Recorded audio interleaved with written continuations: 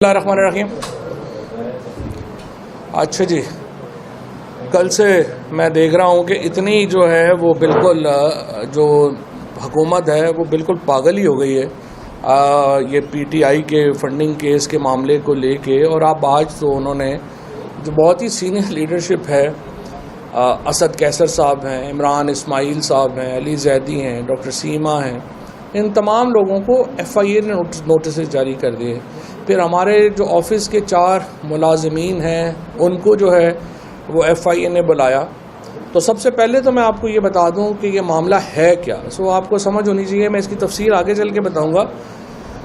ये जो अकाउंट्स हैं ये टोटल 13 अकाउंट्स हैं, और ये जो अकाउंट्स हैं ये हमारे जो तमाम लोग हैं उनको जो टोटल अमाउंट ट्रांसफ़र हुई है इन अकाउंट्स में, इन 13 अकाउंट्स में वो 2 करोड़ रुपया है। तो पहले तो मैं आपको ये बता दूं कि ये जिस तरह से आज मैंने देखा है अखबारों में हेडलाइंस लगवाई गई हैं, और वो जो सिगरेट चोर सेक्रेटरी हमारी ये बनी हुई है, सेक्रेटरी इन्फॉर्मेशन जो PMLN की हैं, वो अब बदकिस्मती से पाकिस्तान की वज़ीर इत्तलात भी है, वो बढ़ बढ़ के ऐसे बातें कर रही है कि जैसे पता नहीं कितने अरब रुपए जो हैं वो ट्रांसफ़र हो गए हैं। सो टोटल पैसा जो है जो ट्रांसफ़र हुआ इन 13 अकाउंट्स में वो 2 करोड़ रुपया है। अब ये पैसा जो 2 करोड़ रुपया हुआ ये 23/10/2019 को इलेक्शन कमीशन में पहले ओरिजिनल जो अकाउंट्स जमा कराए गए उसमें था, फिर 23/10/2019 को इलेक्शन कमीशन को ये तमाम अकाउंट्स डिक्लेयर किए गए बाकायदा एक कर्जदाश्त के ज़रिए। ये 13 वॉल्यूम की जो एक पूरी डिटेल है ये उनको दी गई। अब ये 2 करोड़ रुपया क्यों ट्रांसफ़र किया गया? ये 2 करोड़ रुपया इसलिए ट्रांसफ़र किया गया कि जब 2012 में आपकी फंडिंग कंप्लीट हुई तो 2013 में इलेक्शंस थे। उन इलेक्शंस को कंडक्ट करने के लिए मुख्तलिफ ऑफिसेज़ को ये पैसा जो है वो ट्रांसफ़र किया गया।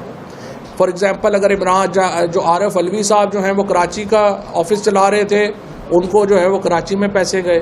अगर जमजमा में इमरान इस्माइल साहब चला रहे थे, उनको जो है वो वहाँ पे पैसे दिए गए। इसी तरीके से जो हमारे असद कैसर साहब उस वक्त प्रेसिडेंट थे पीटीआई खैबर पख्तूनख्वा के, उनको पंजाब में जो है वो पैसे गए। कासम सूरी जो हैं उनको बलूचिस्तान के ऑपरेशन चलाने के लिए पैसे दिए गए। और ये बेसिकली बड़े छोटे पैसे हैं, 20-20, 25-25 लाख रुपए। और उसका मकसद ये था कि जो ऑपरेशंस हैं ऑफिस के, जहाँ पे कभी आपने को मैनेजर रखना है, कोई ऑफिस बॉय रखना है, उनकी तनख्वाहें और वो सारे कामों के लिए जो है वो दिए गए। और ये तमाम अकाउंट्स में जो पैसा है ये मेन अकाउंट से जो पैसा है वो ट्रांसफ़र हुआ। मैं इसकी तफसील में भी आऊँगा और थोड़ा सा आपको जो है ये बाकी चीज़ों के ऊपर भी, जो नून और पीपल्स पार्टी की फंडिंग है उसके ऊपर भी मैं बात करना चाहता हूँ। बट उससे पहले मैं देख रहा हूँ कि कल राना सनाउल्लाह जो हैं वो अपनी औकात से बढ़ बढ़ के बातें कर रहे हैं।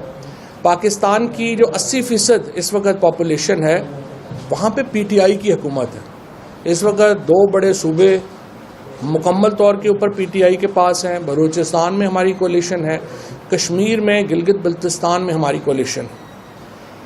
तो ये जो राना साहब हैं ये तो सिर्फ SHO हैं कोसार के। इस तरह की बातें उन्हें नहीं करनी चाहिए। इसके लिए जो उन्होंने कहा कि अगर ये असद कैसर जैसे जो स्पीकर नेशनल असम्बली रह चुके हैं, इमरान इस्माइल गवर्नर सिंध रह चुके हैं, फॉर्मर हमारे फेडरल मिनिस्टर्स जो हैं उनको, फिर उसके बाद यहाँ पे दिया गया नोटिस दिए गए FIA को। बहरहाल FIA को नोटिस दिए गए हैं।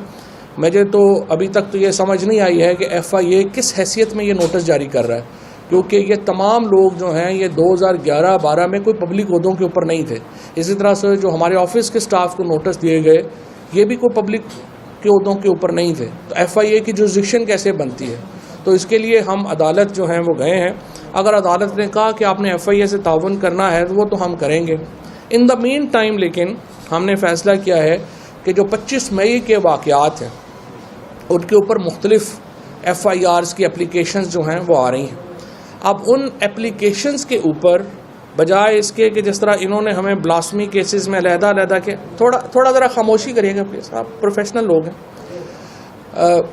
यहाँ पे ये जो जिन साहब ने बात करनी है वो ज़रा प्लीज़ दरवाजे से बाहर चले जाए। जो यहाँ पे जो इस वक्त मामला है वो ये है कि हमने फैसला किया है कि एक इकट्ठी जॉइंट इन्वेस्टिगेशन टीम जो है वो क्रिएट की जाए। ये तकरीबन दर्जनों FIRs हैं जो 25 मई के वाक़यात के ऊपर जो हैं वो दर्ज हो रही हैं, और उसमें जो राना सनाउल्लाह हैं उनको नामज़द किया गया है, उसमें अता तारड़ नामज़द हैं, हमज़ा शहबाज उसमें नामज़द हैं, अहमद मलिक साहब मेरे दोस्त हैं वो नामज़द हैं। इन तमाम लोगों को पंजाब पुलिस जो है वो इस जॉइंट इन्वेस्टिगेशन टीम में तलब करेगी, और हमें उम्मीद है जिस तरह राना साहब को हमसे तवक्को है कि हम FIA से ताउन करेंगे, हमें उम्मीद है कि राना साहब और अता तारड़, अहमद मलिक ये जो है ये इस्लामाबाद में नहीं छुपेंगे और ये जाके इन्वेस्टिगेशन में शरीक होंगे, क्योंकि बहुत अहम है कि जो लोग हैं जिस तरह से उनके हकूक़ को पामाल किया गया, ख़वातीन और बच्चों को, छोटे छोटे 11-11 साल के बच्चों को गिरफ़्तार किया गया, उनमें जो ज़िम्मेदारान हैं, जो CCPO लाहौर हैं, DIG ऑपरेशंस हैं, जिनको इन्होंने पहले ऊपर बुला लिया, ज़ाहिर है उनको भी उस इन्वेस्टिगेशन में शामिल होना पड़ेगा। और इसी तरह से ये राना साहब अभी तक फैसलाबाद नहीं गए हैं, उन्होंने एहतियात की है, लेकिन बहरहाल मैं उनको यकीन दिलाता हूँ कि वो अगर इस इन्वेस्टिगेशन में आएंगे, ये फ्री एंड फेयर इन्वेस्टिगेशन होगी और इसमें इन लोगों को वहाँ पे अपीयर होना पड़ेगा। और ये पाकिस्तान का कानून है, ज़ाहिर वज़ीरों के लिए कानून और नहीं है और आम लोगों के लिए कानून और नहीं है। सो लिहाजा जिस तरह हमसे तवक्को है कि हम FIA में पेश होंगे और ताउन करेंगे, इस तरह हम भी तवक्को करते हैं कि वो पंजाब पुलिस के सामने पेश होंगे। इसके साथ एक और इंक्वायरी जो मॉडल टाउन का केस है, चीफ मिनिस्टर पंजाब पहले ही ऐलान कर चुके हैं कि बड़ी ज़्यादती हुई है, वहाँ पे 16 जो लोग थे जिस तरीके से वहाँ गोलियाँ लगीं, शहीद हुए, उसका अभी तक इंसाफ नहीं हो सका। तो पंजाब हुकूमत उसके ऊपर भी जो है वो तेज़ी से आगे बढ़ेगी और हमें उम्मीद है कि वफाकी हुकूमत इस ज़मन में हमारे साथ ताउन करेगी, और अगर पुलिस को ये लोग मतलूब होंगे तो फिर इनको ओहदों से हटा के इनको गिरफ़्तारी की इजाज़त जो है वो दी जाएगी और इसमें एक वफाक सूबाई तनाज़ा जो है वो नहीं बनाया जाएगा। दूसरी बात यह है कि अब मैं आता हूँ दोबारा ये फंडिंग वाले मामलात की तरफ। मैं आपको पहले तो जिस तरह मैंने अपने अकाउंट जो हैं, ज़ाहिर है कि हम एक सियासी जमात हैं और हमारा फ़र्ज़ और हम पे ये लाज़म है कि जब भी कोई सवाल हो हम उसका जवाब जो है वो दे पाएँ। पहले मैंने आपको अपने सवालात का जवाब जो है वो दिया है, इससे पहले मैं बड़ी तफसील से बता चुका हूँ। जो एक अकाउंट जो खुला जिसमें सारे इंटरनेशनल फंडिंग्स आई, जिसमें जिस तरीके से हमारे पाकिस्तानियों ने, ओवरसीज़ पाकिस्तानीज़ ने कंट्रीब्यूट किया, वो सारी फंडिंग आई, वो मैं बता चुका हूँ। और आज जिस तरह मैंने आपको बताया कि आज जो हेडलाइंस हैं कि जनाब FIA ने तलब कर लिया, उसमें जो अकाउंट्स हैं ये 13 अकाउंट्स की भी तफसील मैंने आपको बता दी। 13 अकाउंट्स हैं, टोटल 2 करोड़ रुपया जो है वो ट्रांसफ़र हुआ है और इन अकाउंट्स के ऊपर जो इस वक्त वो डिक्लेयर्ड अकाउंट्स हैं सारे के सारे, और ये अकाउंट्स खोले गए थे 2013 के इंतखाबात में जो हमारे एक्सपेंसेस थे उसके लिए, और इसकी भी एक रुपये की जो तफसील है वो हमने फ़राहम जो है वो कर दी है। अब मैं आता हूँ लाहौर इस्लामाबाद हाई कोर्ट के फ़ैसले की तरफ। 2017 में सुप्रीम कोर्ट ने एक हुक्म जारी किया, चीफ जस्टिस साहब ने उस वक़्त किया, और उन्होंने कहा कि उन्हें उम्मीद है कि इलेक्शन कमीशन जब फ़ैसला करेगा तो वो सारी सियासी जमातों को इकट्ठा जो है वो इसके ऊपर करेगा, ताकि लोगों के सामने कंपैरिजन आए कि सियासी जमातें फंडिंग कैसे करती हैं।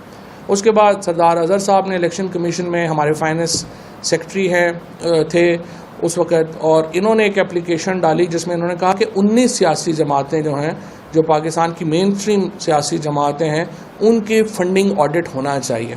ये फ़ंडिंग ऑडिट जो है पाकिस्तान के कानून के तहत हर साल होना है, और हर साल ये जो अकाउंट्स हैं ये लोगों के सामने आने चाहिए कि जो पॉलिटिकल पार्टी है उसने कैसे पैसे इकट्ठे किए, कैसे पैसे खर्च किए। ये सबसे अहम एक समझिए कि डॉक्यूमेंट है जो पॉलिटिकल पार्टीज़ को रेगुलेट करती है, और इसके ऊपर किसी तौर के ऊपर भी मैं समझता हूँ कि एक सुस्ती का या काहली का मुजाहरा नहीं होना चाहिए था।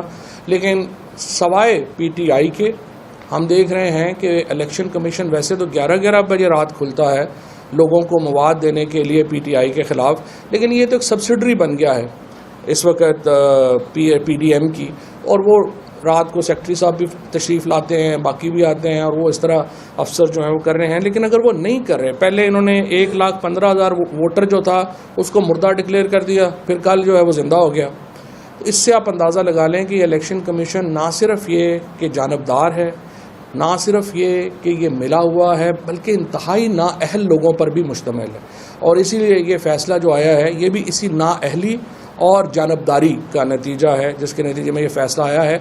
और इंशाअल्लाह ये फ़ैसला जो है आशूर के फ़ौरन बाद जो है ये कोर्ट में चैलेंज होने जा रहा है और इंशाअल्लाह जो भी आउटकम होगा उसके मुताबिक हम आगे चलेंगे। अब मैं सिर्फ आपको ये पढ़ के सुनाना चाहता हूँ जो इस्लामाबाद हाई कोर्ट का फ़ैसला था। Nonetheless, the Commission is empowered to regulate its own proceedings, and while doing so, it is expected that the proceedings against all the political parties, including the appellant, will be completed with due diligence. The representative of the Commission has unequivocally stated, Election Commission का जो नुमाइंदा था उसने बड़े वाज़े तरीके से ये बयान किया before us that the case of all political parties will be dealt with in a fair and transparent manner. Election commission के सामने उसने ये कहा कि तमाम सियासी जमातों के केसेस जो हैं वो हम करेंगे, लेकिन जब बारी आई तो उन्होंने अपनी ही जो कमिटमेंट थी कोर्ट के साथ उसको वायलेट किया और अब तक जो है वो ये फ़ैसला नहीं किया। लिहाजा हम अब इंशाअल्लाह ये पिटीशन खुद को फाइल कर रहे हैं कि 15 दिन के अंदर पीपल्स पार्टी और नून लीग, क्योंकि इनकी स्क्रूटनी हो चुकी है, इनके जो अकाउंट्स हैं उनको तो फौरी तौर के ऊपर 15 दिन में डिसाइड किया जाए। और बाकी जमातें जैसे JUI है जिसको फजलुर रहमान साहब ने कहा कि मुझे तो पता ही नहीं कैसी पार्टी चलती है, हम तो गैबी इमदाद पे चल रहे हैं। तो गैबी नहीं मौलाना साहब, आप सैफुल इस्लाम की इमदाद पे चल रहे थे। और जो एक नेशनल असम्बली का सेशन है जो कि जिसमें ये बात जो है वो हसास इदारों ने भी बताई थी कि किस तरह से आपको जो फंडिंग है वो कहाँ से मिल रही है, जिसके बाद आप उस इजलास में खड़े नहीं हो सके थे। और उसके बाद आज भी सैफुल इस्लाम का जो तख्ती है वो आपके हेड ऑफिस के ऊपर जो है वो लगी हुई है। अच्छा जी, अब ये तो थे PTI के अकाउंट्स। अब मैं आपको थोड़ा सारा चाहते तो हम ये पूरी डिटेल आपको अकाउंट्स की जो है वो तो बुध को देंगे जो इनकी पीपल्स पार्टी और नून की है, लेकिन वो खैर दोबारा दे देंगे। लेकिन अभी भी मैं आपको बताता हूँ। पहली बात तो ये है, पहले मैं आ रहा हूँ PMLN की तरफ। PMLN का अकाउंट जो है, पहली बात तो ये है कि वो ऑडिटेड ही नहीं है। वो किस सेंस में ऑडिटेड नहीं है कि वो एक इसहाक डार साहब का पर्सनल मुंशी है कोई जिसने उसको साइन किया है, और जो ऑडिटर्स इन्होंने क्लेम किए हैं वो QCR रेटेड ही नहीं है, यानी क्वालिटी कंट्रोल रेटिंग ही उनकी अवेलेबल नहीं है। और असूली तौर के ऊपर इलेक्शन कमीशन का जो अपना लॉ है उसके तहत जो ऑडिटर है उसको QCR रेटेड होना चाहिए। सोर्सेज, जो फंड्स के जो सोर्स हैं वो अवेलेबल ही नहीं है, उनका पता ही नहीं है वो सोर्स कहाँ से आए 2013, 14 और 15 का जो सेंट्रल सेक्रेटेरिएट का, इसमें पहले तो डिक्लेयर ही नहीं किया हुआ कि वो फ़ंड आए कहाँ से। और फिर 14 करोड़ 50 लाख रुपया एक, और 8 करोड़ 67 लाख 5 हज़ार रुपया एक, और फिर 1 करोड़ 17 लाख 28 हज़ार 932 रुपये एक। लेकिन इनका कोई पता नहीं कि ये पैसे आए कहाँ से, क्योंकि पैसे आपने लिखने भी होते हैं, फिर ये भी बताना होता है कि ये पैसे जो हैं वो आए कहाँ से हैं। और इसके बारे में PMLN की कोई डॉक्यूमेंट अवेलेबल नहीं है जिसमें पता चले कि उनका ये पैसा जो है वो कहाँ से आया है। इसी तरीके से बड़ी इंटरेस्टिंग बात यह है कि PMLN ने अपने कागज़ों में लिखा है कि कोई कंट्रीब्यूशन हमारे मेंबर्स ने पार्टी की नहीं की, जो कि ज़ीरो है। और इसका मतलब यह है कि उनकी अपनी फंडिंग का कोई पता नहीं है, कोई डेटाबेस ही नहीं है कि वो फंडिंग कहाँ से करते रहे, क्या रहे। सिर्फ उन्होंने करोड़ों रुपए अपनी अमाउंट लिख दी हैं, यही नहीं बताया कि वो पैसे जो हैं वो कहाँ से आया है। नून लीग ने अपनी जो डिक्लेयर किया है 2013 के इलेक्शन में, उन्होंने कहा है कि 1.3 अरब रुपया मीडिया के ऊपर खर्चा किया है उन्होंने, मीडिया कैंपेन के ऊपर। ये फेवरेट काम है PMLN का, मीडिया के ऊपर खर्चा करना। अभी भी आप देख रहे हैं मीडिया के ऊपर जो खर्चा तो बहुत हो रहा है माशाल्लाह। और ये तकरीबन 1.3 बिलियन से ज़्यादा, अगर आप एग्जैक्ट लेना चाहें तो 1 अरब 30 करोड़ 58 लाख 44 हज़ार 883 रुपया जो है इन्होंने अपना ख़र्चा ज़ाहिर किया है, जो इन्होंने मीडिया के ऊपर जो है वो किया है। अगेन इसमें कोई पता नहीं है कि ये 1.3 बिलियन रुपीज़ जो हैं ये कहाँ से आए और उन्होंने कैसे ख़र्च किए और किधर किए। इसके बाद जी एक कंपनी है 766, इसका एड्रेस मैं पढ़ देता हूँ आपको। ये 766 रैमफोर्ड रोड लंदन यूके, इसका जो पोस्ट कोड है वो E12 E126BU है। ये एक फॉरेन कंपनी है जो कि रजिस्टर करवाई नून लीग ने अपनी फंडिंग के लिए, और उसके बाद इस LLC का भी कोई रिकॉर्ड मौजूद नहीं है। और इसके बाद इन्होंने जो अपने अकाउंट्स हैं उनको भी मनी लॉन्ड्रिंग के लिए इस्तेमाल किया, और नवाज शरीफ ने पैसे पहले PMLN को दिए, उसी से अकाउंट से दूसरे अकाउंट में ट्रांसफ़र किए और रिवॉल्व किए पैसे नवाज शरीफ ने अपनी PMLN के अकाउंट से भी। और ये वो केस है जिसका हम इंतज़ार कर रहे हैं कि इलेक्शन कमीशन सुने और फैसला दे, हमें बताए कि नून लीग के पास ये अरबों रुपए कहाँ से आए थे, उन्होंने खर्च कैसे किए थे, ऑडिटर कौन था। जिस तरह PTI ने एक एक रुपए का हिसाब दिया है, PMLN जो है उसको हम चाहते हैं कि वो भी आगे आए और अपना हिसाब दें। इसके बाद अब आइए दूसरी पार्टी की तरफ। दूसरी पार्टी जो है वो दो हिस्सों में है। एक पाकिस्तान पीपल्स पार्टी है जिसके सरबराह जनाब आसिफ जरदारी साहब हैं, और एक पाकिस्तान पीपल्स पार्टी पार्लियामेंटेरियन है जिसके सरबराह बिलावल भुट्टो है। पाकिस्तान पीपल्स पार्टी ने तो बड़ा ही दिलचस्प जवाब लिखा है। उन्होंने लिखा जी कि हमें तो पैसे जो हैं वो पार्लियामेंटेरियन ने दिए हैं। जरदारी साहब ने कहा कि हमें तो पैसे पार्लियामेंटेरियन ने दिए। नाउ अंडर द लॉ एक पॉलिटिकल पार्टी दूसरी पॉलिटिकल पार्टी को फंड कर ही नहीं सकती। सो पता नहीं इलेक्शन कमीशन ने इसको कैसे जो है ये असूल जो है वो एक्सेप्ट कर लिया। लेकिन यहाँ से भी आगे चलिए, ये इसमें और बड़ी मज़ेदार जो हैं वो कहानियाँ हैं। 41 करोड़ 47,27,27,779 ये ओपनिंग फ़ंड अकाउंट है 41 करोड़ रुपए का 2011 में पीपल्स पार्टी का।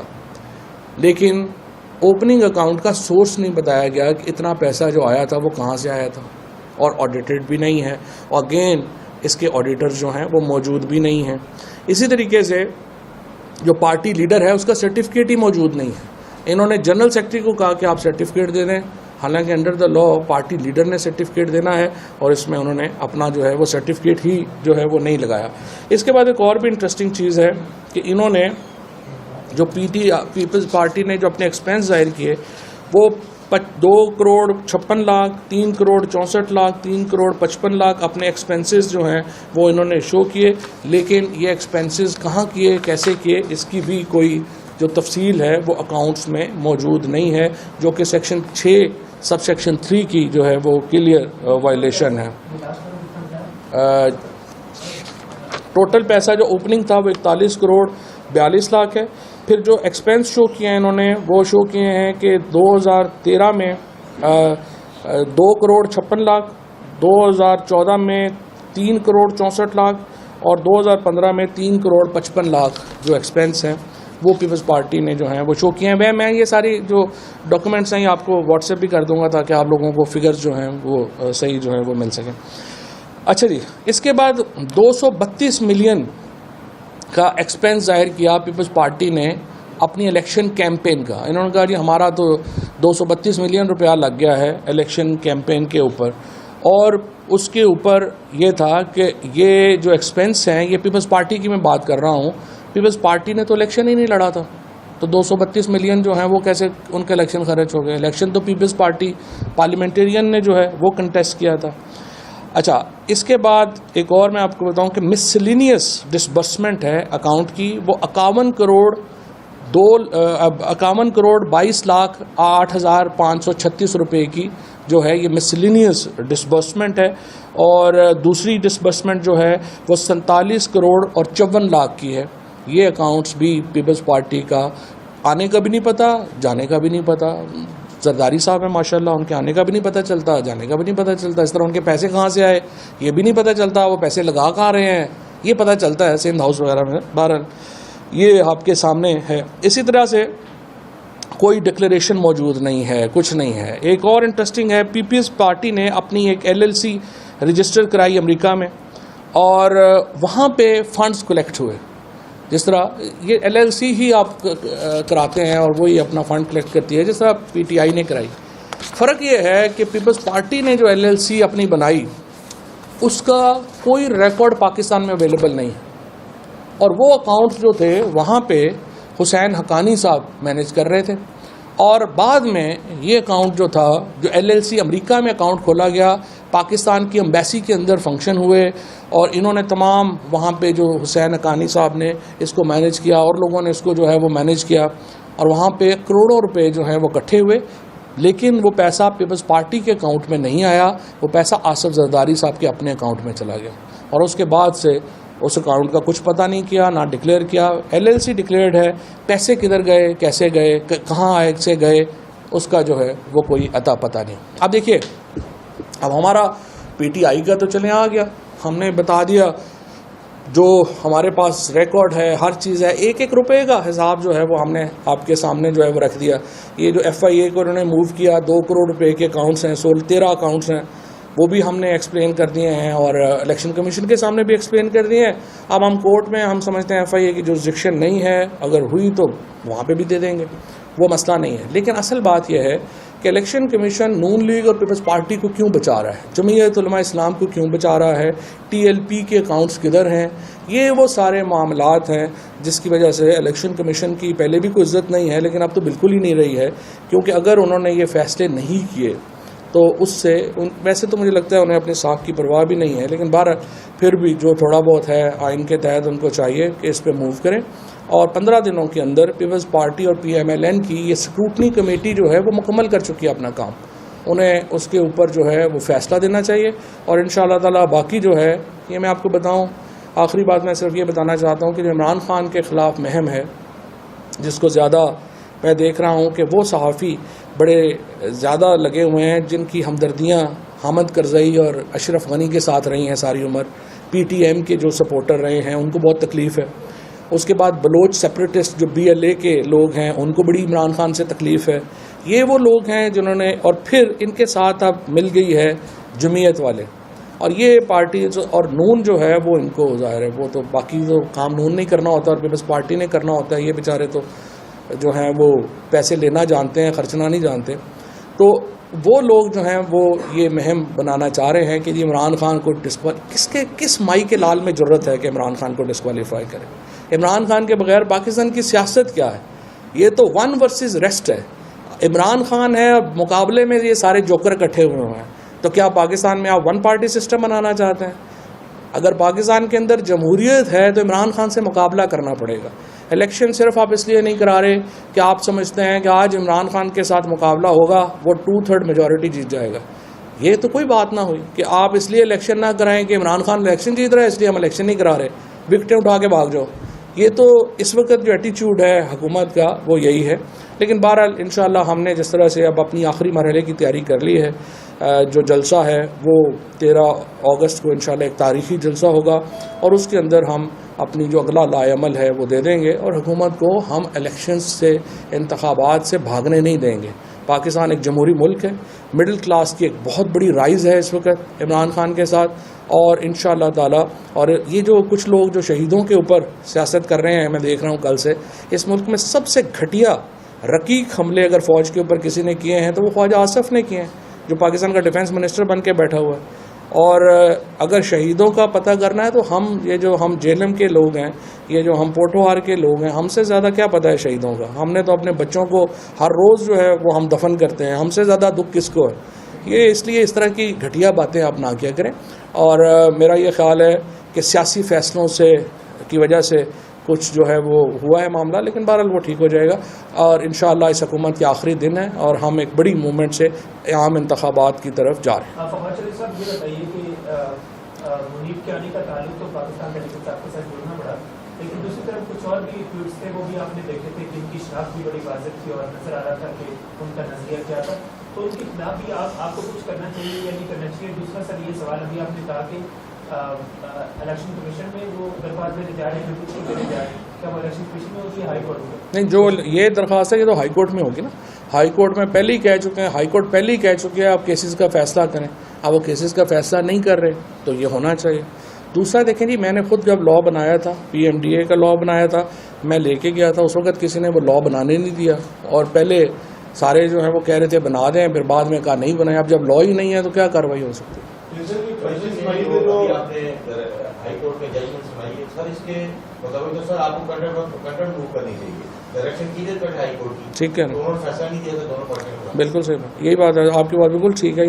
ये कंटेम्प्ट एप्लीकेशन भी बनती है, but I will leave up to my lawyers जो भी वो फैसला करें। सर, आपने कहा कि वफाकी हुकूमत इलेक्शन से भाग रही है, तो राना सनाउल्लाह तो बार बार कह चुके हैं कि आप केपी असम्बली तोड़ें, पंजाब असम्बली तोड़ें और हम नेशनल असम्बली तोड़ देंगे। आप उनका ये मुतालबा क्यों नहीं मान लेते? पहली बात तो यह है कि राना सनाउल्लाह साहब जो है वो पॉलिसी बयान देने की वो नहीं रखते हैं अपनी पार्टी में, उनके पास इख्तियार नहीं है। अगर यही बात शहबाज शरीफ साहब की तरफ से आएगी तो फिर मामला और होगा।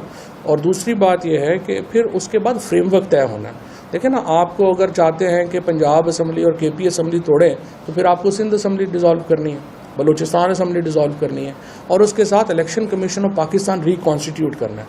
अगर आप इलेक्शन कमीशन रिकॉन्स्टिट्यूट नहीं करेंगे तो हम क्यों प्रोविंशियल असम्बलीज तोड़ेंगे? फिर तो सिर्फ नेशनल असम्बली जाएगी।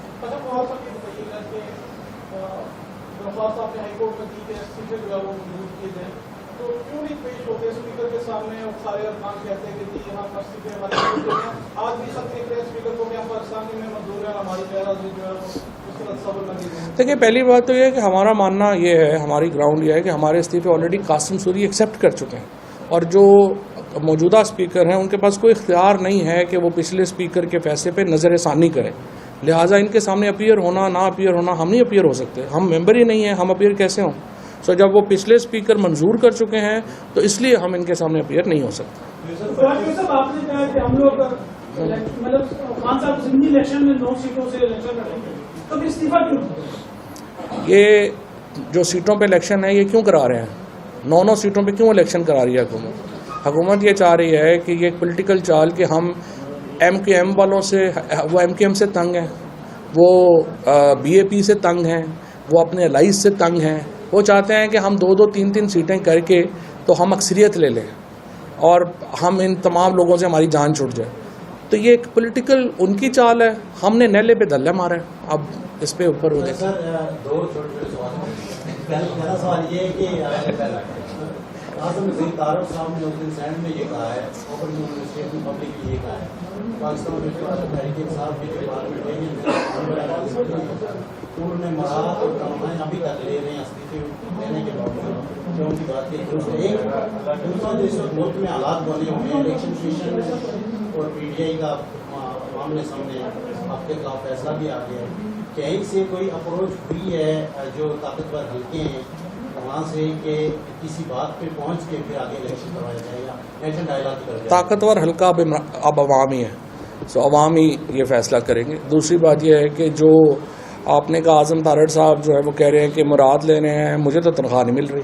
सो मुझे उम्मीद है आज़म तारड़ पहले जो है वो मुझे तनख्वाह जो है वो पूरी करवाएं ताकि फिर उसके बाद ये बात जो है वो करें। सर, 25 मई पे जो आप कह रहे हैं कि वो जो वाक़यात हैं उनको दोबारा जेल की बनाई जाएगी? जी नहीं, बनाई जा रही है, बनाई जा रही है। ये तो होम डिपार्टमेंट और होम मिनिस्टर जो हाशिम डोगर है वो डिसाइड करेंगे। सर, ये विजिबल होगा जो अपने ही पुलिस अफसरान को इन्वेस्टिगेट? क्यों नहीं, रोज़ाना पुलिस वाले जेल जाते हैं, कोई नई बात। लेकिन इस दफ़ा फ़र्क यह है कि इस दफ़ा इंटीरियर मिनिस्टर जेल जा सकता है, ये एक इंटरेस्टिंग बात है।